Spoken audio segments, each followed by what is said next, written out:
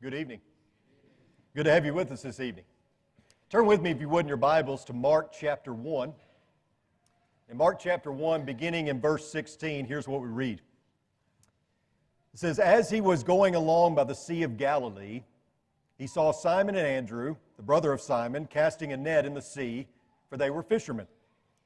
And Jesus said to them, 'Follow me, and I will make you become fishers of men.' Immediately they left their nets and followed him.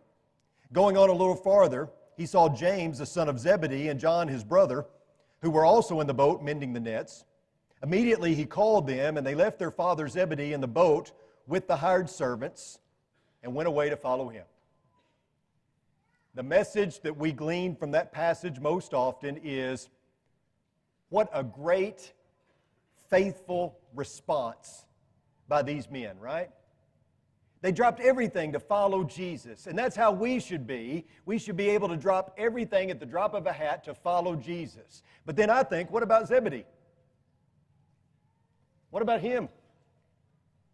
I mean, you're watching your sons walk away, not knowing if you're ever going to see them again. I mean, how crucial were the sons to his business?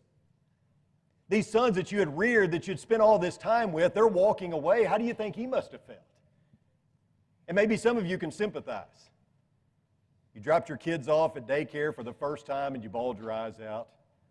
You dropped them off on the first day of kindergarten and you bawled your eyes out. You saw them graduate 5th or 6th grade and you bawled your eyes out. You saw them walk across the stage and receive their high school diploma and you bawled your eyes out. You dropped them off at college and you bawled your eyes out all the way home after leaving them there. Maybe you can sympathize. Maybe you know what it's like to turn loose of your kids.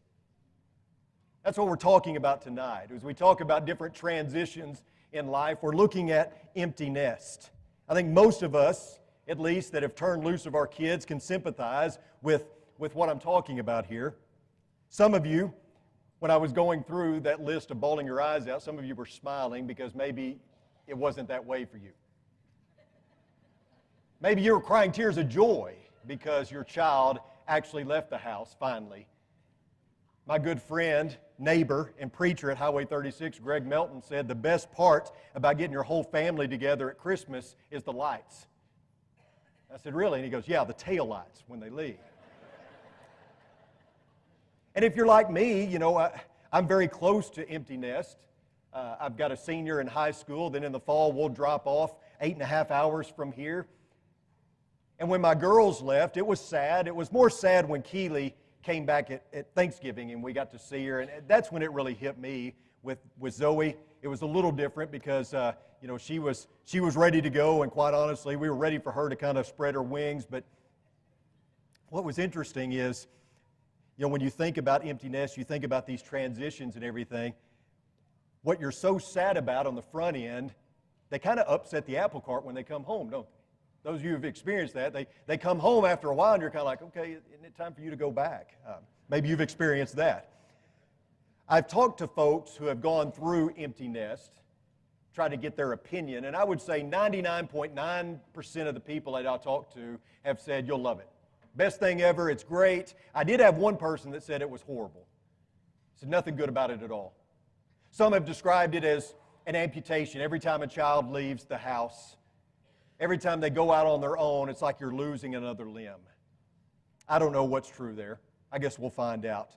But I can vividly remember when Zane was about 10 or 11, I was invited to speak in Denver, Colorado for a weekend, and I took him out of school Thursday and Friday. It was a quick trip, Thursday through Sunday. I took him with me.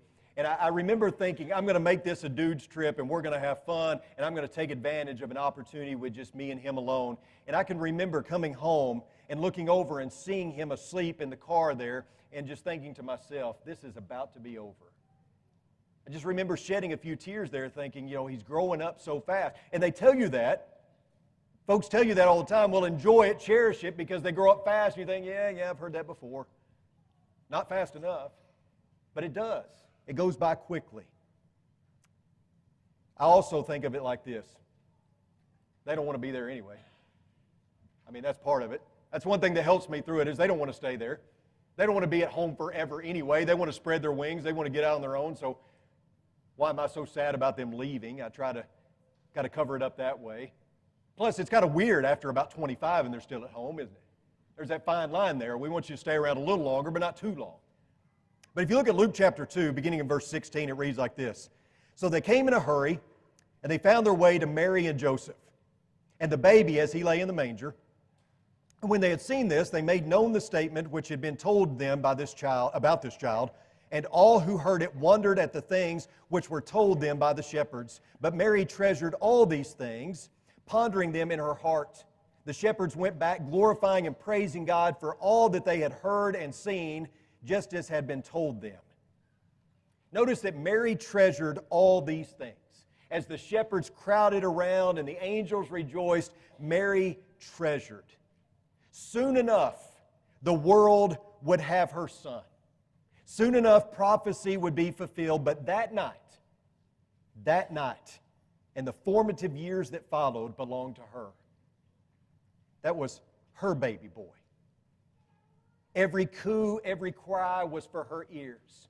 Every bruised knee was for her lips to kiss. Every curious question was for her to answer. Every goodnight kiss was reserved for her. In due time, her son would die for the sins of the world, but for now, she treasured motherhood and the baby boy that she was blessed to raise. As parents, you know what this is like. I've seen the Facebook posts. First day of school picture in kindergarten, first day of school picture when they're in like the 6th grade or maybe a senior, and you say, where's the time gone? It's flown by so fast. In the blink of an eye, they're driving. They're talking about what college they're going to go to, maybe even getting married. And you know, the wise Solomon spoke something about the seasons of life. He said there is an appointed time for everything. There is a time for every event under heaven, a time to give birth and a time to die, a time to plant, a time to uproot what is planted, and so on and so forth. If this passage of Scripture shows us anything, it shows us that there are different stages in life. There are various seasons in life. There is change. That's just how it is, and we better get accustomed to that. We can sit around and we can wallow and we can cry and we can moan, or we can do something about it. We can move forward because the book hasn't ended. The page is going to be turned whether you want it to be or not. The story is still being written. It isn't over. And so we have two potential responses here. We can wallow or we can move ahead. And we can fill the empty nest with something. You know, in basketball and football, there's this thing called halftime. I'm sure you've heard of it. And halftime is where the teams go into the locker room and they regroup. If they're doing well, the coach encourages them to keep doing what they're doing. If they're doing bad, he yells at them to do better, right? That's basically what halftime is spent doing. When I was coaching, I would go every year to the Arkansas Razorbacks basketball camp where I would listen to Nolan Richardson speak. And Nolan Richardson was the most inspiring guy I've ever heard. Man, he'd get me fired up to coach basketball. That guy was standing up there yelling and hollering, and he'd dab his forehead because he'd get so sweaty. Love that man. And he said this. He said, the team that has to adjust at halftime usually wins. Now, of course, you have to speak in realistic terms. If you're down 30 points at halftime, you're probably not going to win. But if you're down 5, 10 points, I mean, Nolan Richardson said, the team that has to adjust at halftime usually wins. And so think about that in terms of parenting, in terms of this transition to empty nest. At this stage in your life, this is halftime. And the adjustments that you make are going to determine how well you succeed after this. An empty nest doesn't have to mean an empty life. Making the proper adjustments, I think, depends on a few factors. Number one, it depends on your relationship with your spouse. If you don't have a great relationship with your spouse while your kids are at home, the chances are that's going to be a difficult transition when your kids leave. Secondly, your relationship with other things. If you were able to find satisfaction in a hobby of some kind while your kids were at home, then obviously that transition is going to be made a little easier. And third, your relationship with God. If your relationship with God has been put on hold, if God has not been a priority in your life while your kids were growing up, then obviously that transition is going to be more difficult. But here's the deal. Even if you have failed in all of these areas, you have much more time now to get it right. You have been afforded the time and the opportunity to invest in those spiritual disciplines, to invest in your wife, to invest in a hobby, so that you can make that successful transition. And this is not just good advice for those who are transitioning. This is good life advice in general, isn't it? Invest in your spouse, invest in a relationship with God, invest in something to kind of take your mind off things. Start with a relationship with God. It's a simple fact that we're just busier nowadays. And I could launch into a sermon about how we have so many things going on that God is not a top priority, but we're not going to go any further. I would just say that in the hurriedness and busyness of life, God has taken a back seat a lot of times. In a lot of families, God is not the priority that He should be.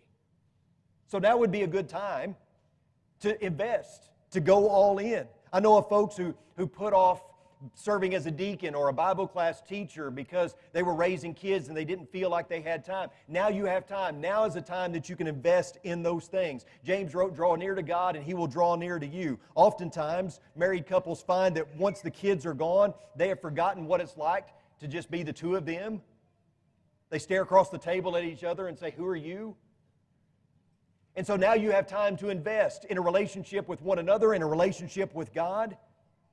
Many people haven't been drawing near to God because they didn't put the emphasis on it like they should. Paul wrote, "Therefore I urge you, brethren, by the mercies of God, to present your bodies a living and holy sacrifice, acceptable to God, which is your spiritual service of worship." A lot of times, at halftime, the coach will preach fundamentals. He'll say something like, "We got to get back to the basics. We got to get back to the fundamentals." And maybe that's what you need to do as well. Maybe you need to get back to the fundamentals, back to the basics. Prayer, Bible study, service, investing in a relationship with the Lord, with His church, making Him a priority when maybe you didn't before. I think the same could be said for our marriage. You know, maybe it's time that you make your marriage the priority that it should have been all along. You've heard me say over and over again, children come third in a marriage. Some people don't like that, but it should be the case. Before there were children, there were just the two of you. Before there were, Keely, Zoe, and Zane, there was Libby and Chris. And it's that way with all of us who have children. God comes very first. Then it's the couple. Then it's the children. But I believe this with all my heart. Your children won't suffer if you put them third. In fact, they will benefit greatly. I kind of make it my goal to gross out my kids. I don't know how many times that the kids will walk in the room and I'm giving Libby a kiss or holding her hand. "Dad, stop. But ultimately, I think that's a good thing. I think it's good to gross out your kids. I think it's good to know, for them to know that the two of you come first.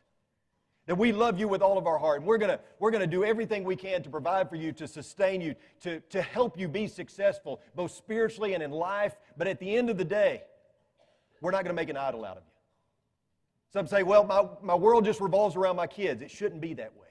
It's not the way it should be. Your world should revolve around God. Put God first, let it trickle down. Put your marriage second, put your kids third. And I really believe that you'll be better off for it.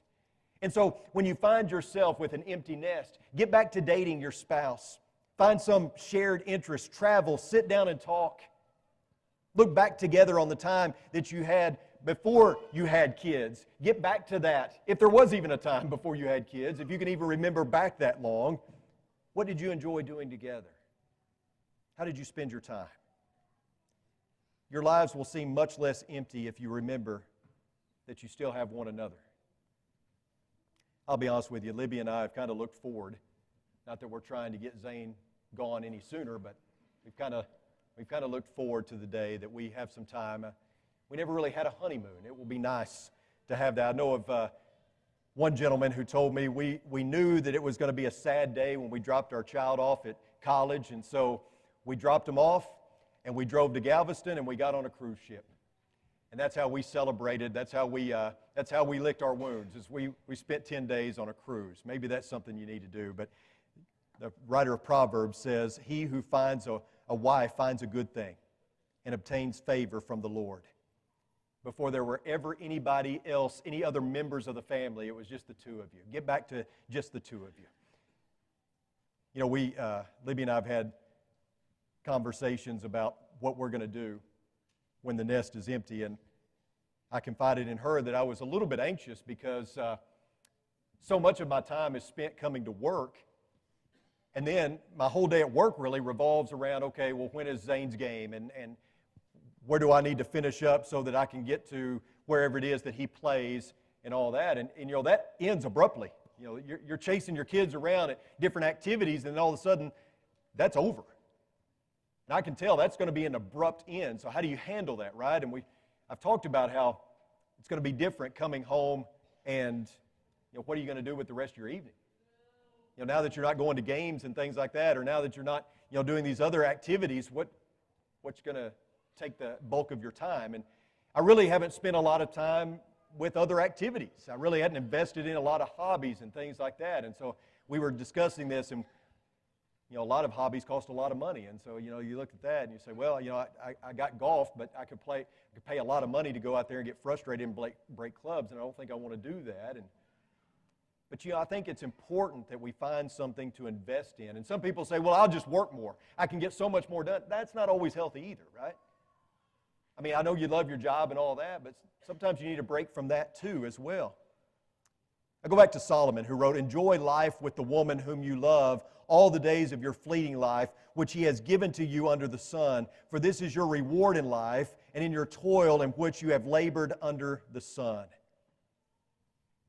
I intend to enjoy life with my wife when my kids are gone, and I think that's okay. I think God made us for enjoying things in this life. I think He made His creation so that we could enjoy it, and I think there's nothing wrong with investing in certain things in this life to take our mind off of things, off of work, whatever it is, off of our sorrow of our kids leaving. I think it's important that maybe we fill that empty nest with things that maybe bring us fulfillment and pleasure, that allow us to kind of take our mind off of the stresses of this life. What's interesting about all of this is if we were to do all these things before the kids left home, then the transition would be a lot easier, right? Put God first, put your marriage before your kids, find things you enjoy doing, do them now with your kids. Then as they leave home, you can find pleasure in continuing to do these things with your spouse. I think the key is, and you can correct me on this, some of you have more experience. I don't want this to be me lecturing you on what to do, because I don't really know what to do. It's kind of like when my kids were first born. I really couldn't tell you how to raise teenagers, right? But I think the key is not leaving the nest empty. I think that's the key. Don't leave it empty. It doesn't have to be empty. It may feel empty. One day it's filled with laughter and other things, and then the next day it's not.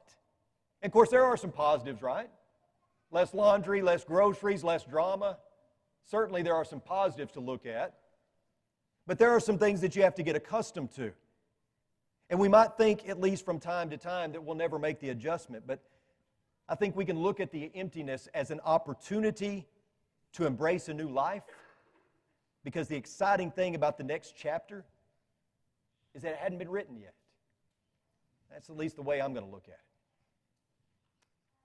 I read the story the other day about a woman by the name of Linda Burnett. Linda was visiting her in-laws, and she went to the grocery store, and several people walked by her car and got concerned because she was sitting in it with her hands behind her head and her eyes closed. People began tapping on the window just to check and see if she was okay. She didn't respond. Some people eventually tried to open the door, but it was locked from the inside. There was growing concern until finally somebody was able to get the door open, and they found Linda Burnett lying unconscious. Once she came to, the story was this. She was sitting in her seat about to leave, and a can of Pillsbury biscuits that she had in the back seat exploded from the heat. It shot a wad of biscuit and hit her in the back of the head.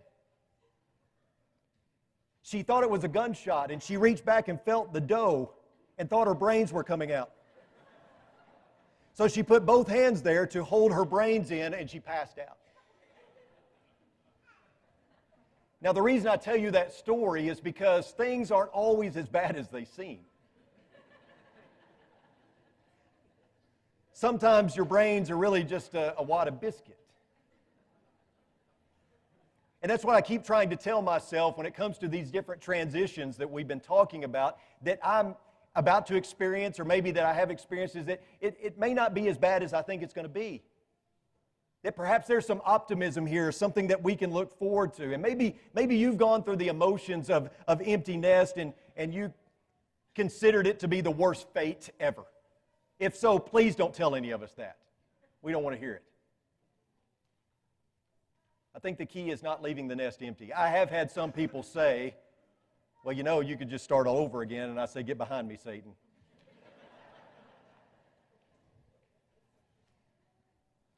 Transitions in life are not always easy.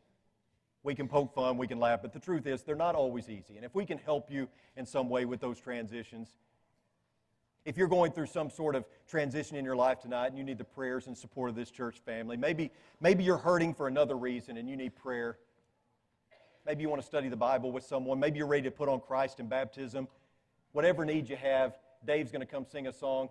Please feel free to come forward as we stand and as we sing.